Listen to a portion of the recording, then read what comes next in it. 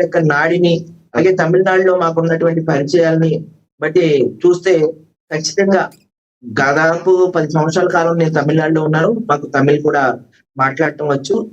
అక్కడ నా ఫ్రెండ్స్ చాలా మంది తమిళనాడు ఫ్రెండ్స్ అందరూ కూడా కొంతమందయితే విజయ్ అంటున్నారు గానీ, ఎటొచ్చి టీఎంకే పార్టీ ఖచ్చితంగా అంటే విజయం సాధిస్తుంది. అయ్యప్ప గారు ఏదైతే టీవీకే పార్టీ ఉందో, విజయ్ గారు ఇప్పుడు సినిమా యాక్టర్గా బాగా పరిచయం, అందరికీ ఫ్యాన్ బేస్ కూడా బాగా ఎక్కువ ఉన్న వ్యక్తి.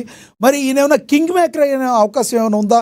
అన్నా డిఎంకేకి సీట్లు పెరగడం వల్ల ఒకవేళ మీరు అన్నట్టు డైరెక్ట్గా ఆయన ఎక్కువగా ఒకవేళ రాకపోయినా ఆయన కింగ్ మేకర్ అయ్యే అవకాశం ఏమైనా ఉందంటారా? అన్ని సీట్లు వస్తాయా? డిఎంకే ఖచ్చితంగా మ్యాజిక్ ఫిగర్ దాటేస్తుందండి. అందులో ఎటువంటి సందేహం అవసరం లేదు. ఒకవేళ ఇన్ కేస్ మ్యాజిక్ ఫిగర్ కి దాటలేకపోతే ఒక 4 సీట్లు 3 సీట్లు మాత్రమే తక్కువ మొత్తంలో ఉంటుంది తప్ప మాక్సిమం మ్యాజిక్ ఫిగర్ ని అందుకుంటుందండి డిఎంకే. అలాగే టీవీకే పార్టీ 18 నుంచి 23 స్థానాలు మధ్యలో వస్తాయని చెప్పి చాలా సర్వేలు చెప్తూ ఉన్నాయి. కొన్ని సర్వేలు అయితే 15 నుంచి 25 స్థానాలు అని చెప్పాయి.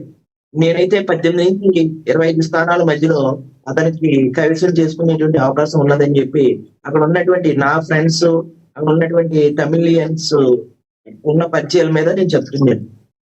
అలాగే పశ్చిమ బెంగాల్ అండి. పశ్చిమ బెంగాల్లో మనం చూసుకున్నట్లయితే మమతా బెనర్జీకి చెక్ పెట్టాలని ఎప్పటి నుంచో అమిత్ షా గారు ప్రయత్నాలు చేస్తూ ఉన్నారు. దాదాపుగా పశ్చిమ బెంగాల్ అంటే బెంగాల్ తో కాకుండా బంగ్లాదేశ్ తోటి రిలేషన్ ఎక్కువ మొత్తంలో ఉండి ఎక్కువ మన దేశంలో అక్రమ చొరబాట్లు, అక్రమ ఓటర్లు చొరబాటు జరగటం, రోహింగ్యాలు ఎక్కువ మన దేశంలోకి రావటం, టెర్రరిస్ట్ ఆపరేషన్స్ అన్ని కూడా బంగ్లాదేశ్ నుంచే జరుగుతున్నాయని చెప్పి బంగ్లాదేశ్ ఇతర దేశాలకి ఎంట్రీ పాస్ ఇచ్చి మన రాష్ట్రంలోకి ఆహ్వానిస్తుంది. ఇదంతా కూడా రాజ్యాంగ విరుద్ధం, దేశ సమగ్రతకు, దేశ ప్రతిష్టకు, దేశ సౌభ్రాతృత్వానికి విఘాతం కలుగుతుందని చెప్పి అనేక సార్లు ప్రధానమంత్రి అలాగే మన హోంమంత్రి గారు మాట్లాడటం కూడా జరిగింది, ఏదైతే అమిత్ షా గారు.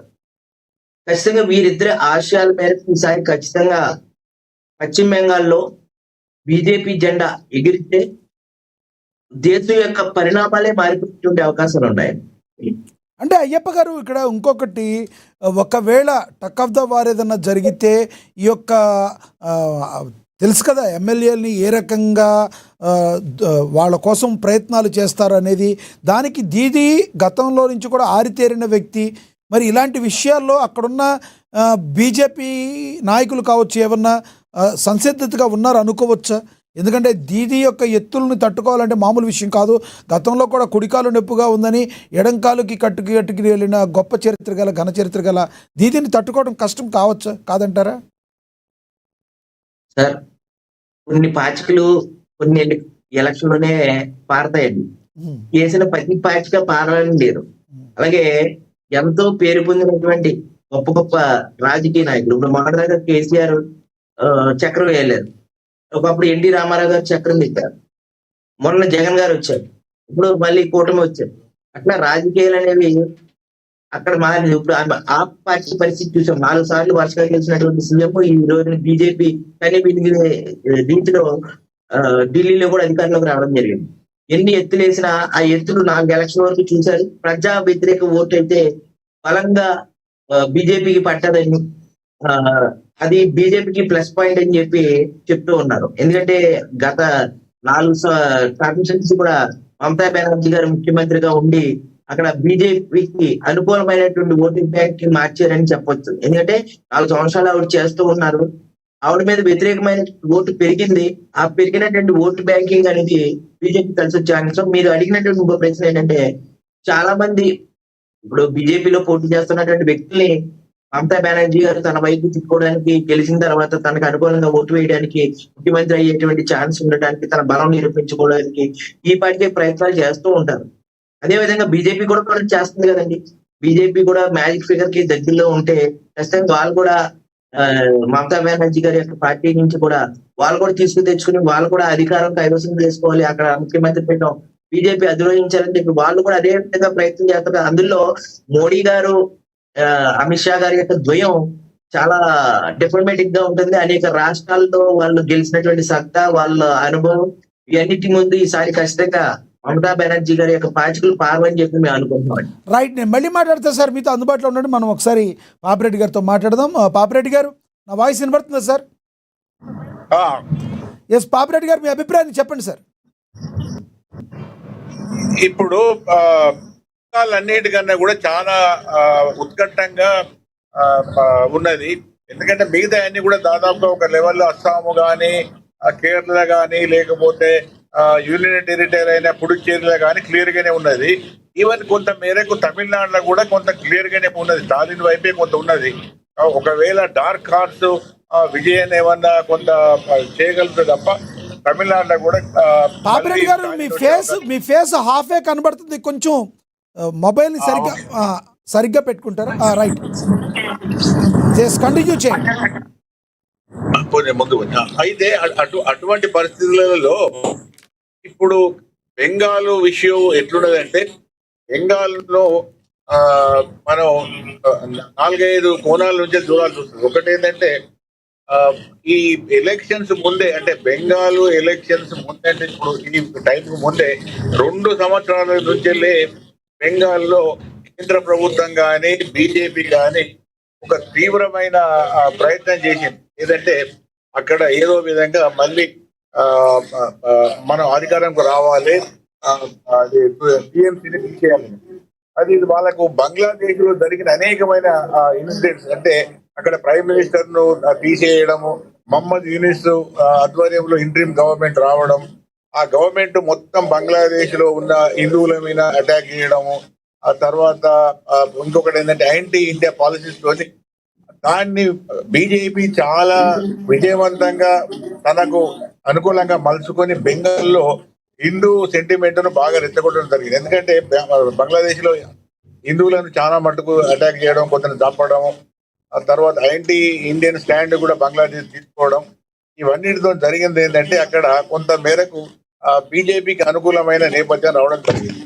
దాంతో పాటుగా అంటే ఏదైతే ఈ ఓటర్ లిస్ట్ లో ఉన్న ఏవైతే నకిలీ ఓట్లను తీసివేసే ప్రక్రియలో పెద్ద ఎత్తున బెంగాల్లో కొన్ని లక్షల ఓట్లు తీసివేయడం జరిగింది. దానిలో కూడా అనేకమైన తీసివేసే ప్రక్రియలో కూడా తృణమూల్ కాంగ్రెస్ కానీ, మమతా బెనర్జీ కానీ చాలా తీవ్రంగా అడ్డుకోవడం జరిగింది.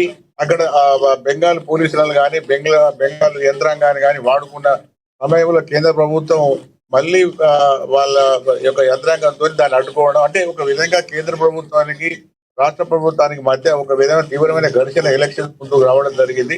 ఆఖరికి బెంగాల్ గవర్నమెంట్ ఎంత దూరం ఏంటంటే 8 మంది జడ్జెస్ ను కూడా వాళ్ళు ఒక రోజు బంధించి పెట్టే పరిస్థితి దాకా పోయింది. కాబట్టి సుప్రీంకోర్టు కూడా ఇన్వాల్వ్ అయింది. అంటే ఇవన్నీ కూడా ఎలక్షన్స్ లో ఇన్వాల్వ్ అయినాయి. ఒకటి ఏంటంటే యాంటీ ఇన్కంబెన్సీ, అంటే ప్రభుత్వ వ్యతిరేకత, ఆమె మొండి తనం, ఇవన్నీ కొంత కారణం అయితే బీజేపీ రాజకీయ వ్యూహం ఏదైతున్నదో హిందువులను కన్సాలిడేట్ చేయడం అనేది ఈసారి బీజేపీ బంగ్లాదేశ్ లో జరిగిన సంఘటనలు ఆసరంగా చేసుకుని పెద్ద ఎత్తున ఇక్కడ పాపిరెడ్డి గారు, మీరన్నట్టు రోహింగ్యాల్ని అరికట్టడంలో బంగ్లాదేశ్ నుంచి ఇండియాలోకి చొరబాటుదారులను అడ్డుకట్టడంలో ఈసారి కొంత బీజేపీ కానీ కేంద్ర ప్రభుత్వం కానీ సక్సెస్ అయింది అనుకోవచ్చా? ఎందుకంటే బయట అనేక విధాలుగా వస్తున్నాయి. మొసళ్లను, అదేవిధంగా బోర్డర్లలో విషపూరిత పాములు కూడా వదిలేరు అని వాస్తవం ఉందంటారు దీనిలో? ఇందులో ఒకటి ఏంటంటే ఎప్పుడు కూడా బంగ్లాదేశ్ బార్డర్ అంతా, పాకిస్తాన్ బార్డర్ అంతా అంత ఎఫెక్టివ్ ఉండదు. ఎందుకంటే బార్డర్ పెద్దది. బంగ్లాదేశ్ నుంచి వెళ్ళి ఎక్కువ ముస్లింస్ అక్కడ పేదరికం ఎక్కువ ఉంటది కాబట్టి ఇక్కడ పని కోసము బెంగాల్ కానీ మిగతా భారతదేశం మొత్తం మీద వస్తారు. దాంట్లో రోహింగ్యాస్ కూడా ఉన్నారు. అయితే ఎప్పుడైతే యూనిస్ ప్రభుత్వం ఇంట్రీమ్ గవర్నమెంట్ వచ్చిన తర్వాత సడన్ గా Bangladesh anti Indian policy, anti Hindu policy ఎప్పుడైతే తీసుకున్నదో దాన్ని, అది పక్కనే బెంగాల్ రాష్ట్రం కాబట్టి బెంగాలీస్ కాబట్టి దాన్ని ఒక విధంగా బీజేపీ తనకు రాజకీయంగా అనుకూలంగా మార్చుకోవడంలో సక్సెస్ అయింది. రెండోది ఏంటంటే అంతకుముందు బార్డర్ పోలీసు ఎక్కువ కూడా వెస్ట్ బెంగాల్ పోలీసులో ఉండేది బార్డర్. ఇది ఎప్పుడైతే బంగ్లాదేశ్ లో రిజీమ్ చేంజ్ అయిందో అప్పుడు బీఎస్పీకి అధికారం ఇవ్వడం జరిగింది. అంటే పోలీసులకు అక్కడ వెస్ట్ బెంగాల్ పోలీసులకు అధికారం తీసేసి బీఎస్పీని డైరెక్ట్ గా పెట్టడము, కొంత ఇన్ఫిల్ట్రేషన్, అంటే ఈ ఎవరైతే చొరబాటుదారులు వాళ్ళని అడ్డుకోవడం, అనేక రకాలుగా జరిగిన తర్వాత దానిలో ఏమైందంటే మమతా బెనర్జీకి 30-35% ముస్లిం మైనార్టీ ఉంటుంది కాబట్టి ఆ ఓటు బ్యాంకు ఆమెకు ముఖ్యం కాబట్టి ఆమె చాలా రకాలుగా వాళ్ళని రక్షించడానికి వాళ్ళ వైపు అనుకూలమైన వైఖరి తీసుకోవడానికి ప్రయత్నం చేసింది కాబట్టి బీజేపీ ఏం చేసిందంటే ఆ ఓట్లన్నింటి అంటే ఆ హిందూ ఓట్లన్నిటి కూడా మొత్తం కన్సాలిడేట్ చేసుకొని హిందూ వర్సెస్ ముస్లిం మైనార్టీగా కన్వర్ట్ చేసిన అక్కడ కొంత బీజేపీకి అనుకూలమైన అంశంగా బాగా మారింది.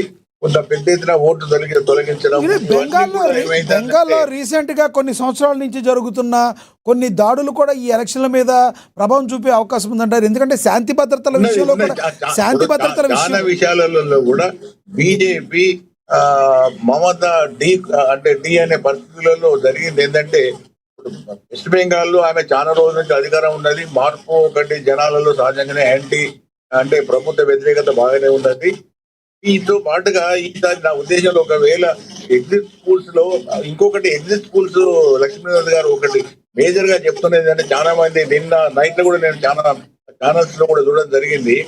వాళ్ళు చాలా మంది అంటే 20-30% ప్రజలు వాళ్ళ అభిప్రాయం చెప్పలేదట.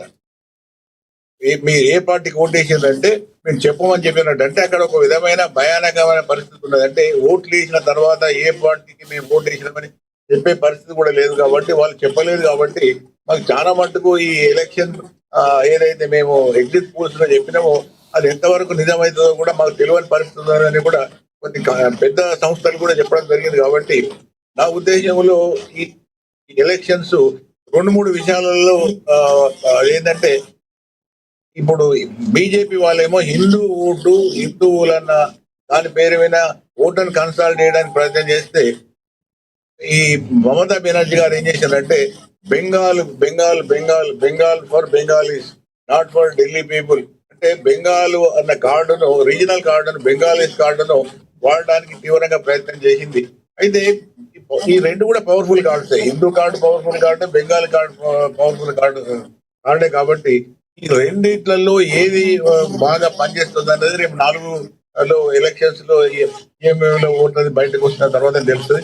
ఒకటి ఏంటంటే ఫస్ట్ టైం మమతా బెనర్జీ 100% గెలిచే అవకాశం లేదు, ఎక్కువ శాతం బీజేపీకి గెలిచే అవకాశం ఉండదు అనేది ఒక ఎగ్జిట్ పోల్స్ లాగా కావచ్చు మిగతా విషయాలలో కూడా కొంత రావడం జరిగింది. కాబట్టి అది ఒక విధంగా అదే జరిగితే మాత్రం బీజేపీ హిందుత్వ రాజకీయం ఒక పెద్ద గెయిన్. అంటే ఇంతవరకు బీజేపీ వాళ్ళు కేవలం హిందూ లేదా హిందీ రాష్ట్రాల్లో మాత్రమే వాళ్ళ ప్రాబల్యం ఉండే.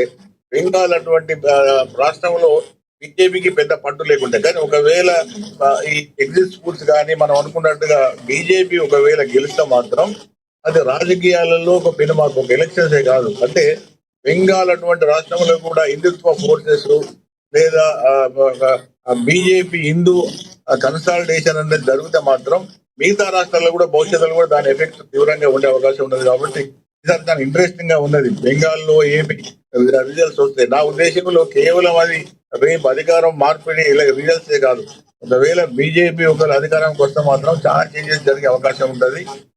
ఇది ఒకటి. రెండవది ఏంటంటే ఈవెన్ తమిళనాడులో కూడా ఇప్పుడు ఆ విజయన్ ఫ్యాక్టర్ అదొకటి డార్క్ హార్స్ అంటే అది ఎవరిని దెబ్బతీస్తుంది అన్న దాంట్లో ఒక సమస్య ఉంటుంది. రెండోది ఏంటంటే ఇప్పుడు ఏఐడిఎంకేకి వచ్చే వారికి ఏంటంటే స్టాలిన్ లెక్క ఒక బలమైన నాయకుడు డిఎంకేకి ఉన్నట్టుగా ఏఐడిఎంకేకి లేడు. ఏఐడిఎంకేకు ఒక విధంగా నాయకుడు లేని పార్టీ అయిపోయింది. కాబట్టి ఎప్పుడు కూడా నాయకుడు బలమైన నాయకుడు లేని పార్టీ ఉన్నప్పుడు ఓటర్స్ ఆకర్షించుకునే అవకాశం తక్కువగా ఉంటది. కాబట్టి అక్కడ ఎలక్షన్ లో మనం చూస్తే కీన్ గా బలమైన నాయకులే ముందుకు వచ్చారు. ఒకటి స్టాలిన్, 2 విజయన్.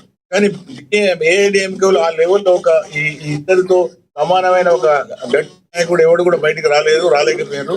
ఆ బీజేపీతో అలయన్స్ తోని కూడా స్టాలిన్ ఏం చేసిండు, ఈ డీలిమిటేషన్ ఏదైతే సెంట్రల్ గవర్నమెంట్ బిల్లు ప్రవేశపెట్టి ఆ టైంలో స్టాలిన్ అక్కడ తమిళ యొక్క సెంటిమెంట్ అంటే డీలిమిటేషన్ వల్ల అంటే ఇక్కడ పాపిరెడ్డి గారు ఇంకొక ప్రశ్న అందరిలో లేవనెత్తుతుంది. ఇప్పుడు ఎంత లేదన్నా ఈ కుల మతాలు అనేవి ఈ రాజకీయాల్లో సర్వసాధారణంగా ఒక తమ ప్రభావాన్ని చూపుతూ ఉంటాయి. ఈ నేపథ్యంలో జోసెఫ్ విజయ్ ఈ యొక్క ఏదైతే పెరియార్ భావాలు ఎక్కువగా ఉండే తమిళనాడులో డిఎంకే ఓట్లనే విజయ్ చీల్చుకునే అవకాశం ఉంటుంది, అన్నా డిఎంకే ఉండే ఓట్లు ఆ వాళ్ళకి ఎలాగో ఉంటుంది అనే వాదనలో వాస్తవం ఉందంటారా? ఇప్పుడు ఒకటి ఏంటంటే ఆయన బేస్ అంటే సామాజిక బేస్ డిఎంకే బేస్ కు దగ్గరగా ఉన్నది నిజమే.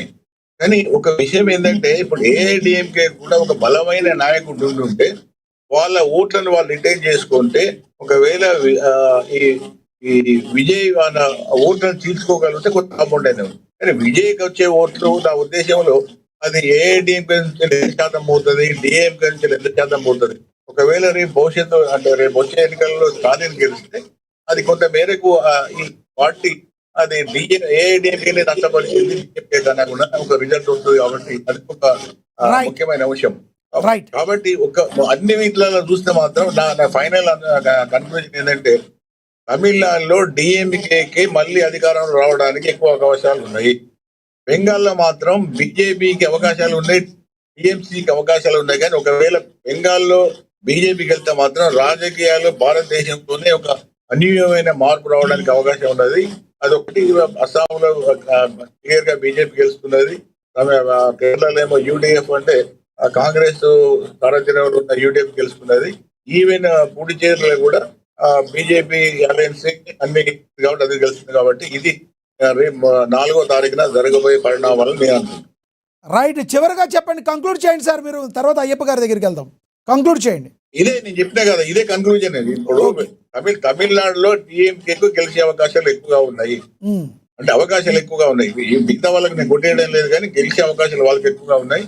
బెంగాల్లో మాత్రం బీజేపీకి టీఎంసీ అన్న పరిస్థితిలో ఉన్నది. అక్కడ ఏమంటున్నారంటే చాలా మంది ఓటర్స్ మాకు చెప్పలేదు కాబట్టి ఈ రిజల్ట్స్ కూడా మేము కరెక్ట్ గా ప్రిడిక్ట్ చేసినావా లేదా అని చెప్తున్నారు. కాబట్టి బెంగాల్లో కొంచెం చెప్పడం కష్టం. మిగతా 3 స్టేట్లలో క్లియర్ ఉన్నది.